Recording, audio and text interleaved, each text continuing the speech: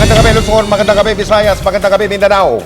Patay sa pamamarilang big-time drug lord sa Western Visayas na nabansagan dragon, pati ang kanyang misis sa Malay, sa Aklan. Ilang araw yan matapos silang magpunta sa Campo Crame para linisin ang kanilang pangalan. Bumuo na ng task force ang pulisya para tutukan ang krimen na posibleng kagagawan daw ng mga natatakot sa ibubulgar ng mag-asawa. Nakatutok si Mariz Umali.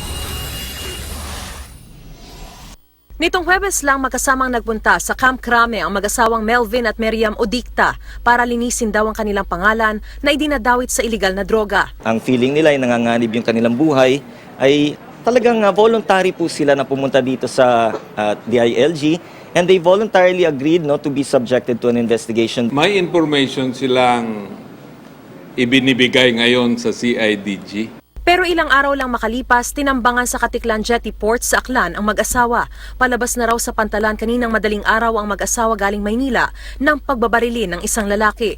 Una raw tinira si Miriam na napuruhan sa likod. 4 na tama ng bala naman sa iba't ibang bahagi ng katawan at sa kaniyang ulo ang tinamo ni Melvin. Ayon sa Police Regional Office 6, posibleng may kagagawan nito ang ilang tao na takot na ibulgar ng mag-asawa ang kanila umanong nalalaman. Bumubuo na raw ng task force Odicta ang Aklan Provincial Police Office para tumutok sa kaso. Umapila rin sila sa publiko na may direktang nalalaman sa insidente na makipagtulungan sa kanilang investigasyon. Sabay giit na pinahahalagahan nila ang bawat buhay at nirerespeto ang karapatang pantao at due process. Dati nang iniuugnay sa droga ang mag-asawa, si Melvin tinatawag pa nga raw na Dragon. Lady Dragon naman daw ang kaniyang kabiyak at sila raw ang mga big-time drug lords sa Western Visayas. Ang alegasyon itinanggi ng mag-asawa na magtungo sila noon kay Sueno. Pero hindi ito kinagat ni De La Rosa nang matanong tungkol dito nung isang linggo. Sino niloloko niya? Kayo, di ba? Alam niyo na siyang drug lord dito tapos magdi-deny na hindi siya drug lord. Ay nako. Tell it to the Marines.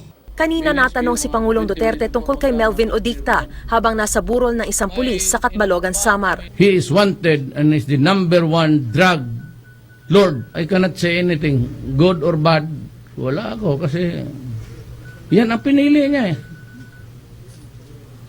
He was corrupting everybody, lahat, pati yung mga governors.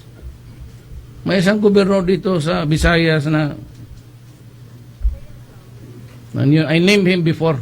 Paniwala rin ni General De La Rosa, hindi lang sa drug operation sa Bilibid may kaugnayan si Odicta. Meron pang ibang kulungan dyan sa Samar, sa Davao. May mga kulungan doon na gano'n na may mga operasyon na gano'n. Mariz Umali, Nakatutok, 24 Oras.